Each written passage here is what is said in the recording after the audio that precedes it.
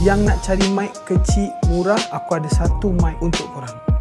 So ni kalau di Indonesia dia panggil TNW, kalau di Malaysia TNW. Mic kecil harga murah and yang paling latest daripada TNW ni, untuk pakai plug and play saja terus kau boleh pakai. So dalam jarak 40 meter daripada device tu punya receiver, kau boleh pakai mic ni, and then precise audio daripada mikrofon ni masuk ke dalam telefon korang. Voice yang jelas bila kau bercakap menggunakan mic dia. Sangat sensitif. Aku tak pasti mic ni ada noise cancellation ke tak, tapi yang penting dia murah, semua device boleh pakai. So aku akan tunjukkan dekat korang apa ada dalam kotak ni dulu. Kotak mikrofon macam ni, sangat comel. Dua mikrofon, and then kau akan dapat receiver, satu receiver.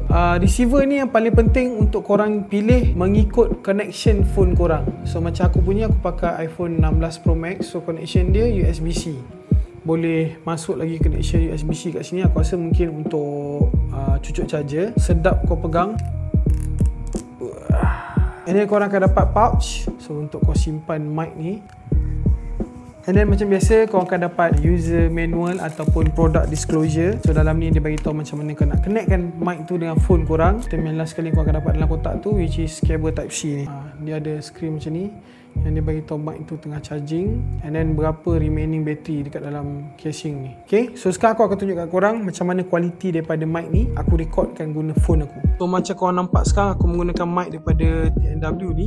Mic dia kecil macam ni, aku letakkan dekat cap. So ni bunyi daripada mikrofon ni, kau nilaikan sendiri dengan harga bawah RM70 semasa video ni dibuat. Kalau korang berminat, kau check out dekat beg kuning kat bawah, kau claim semua voucher free shipping, and then kau dapatkan wireless leverage microphone ni daripada TNW, harga bawah RM70 je guys. So macam biasa, jangan lupa follow, like and share video ni, and kita jumpa di next video.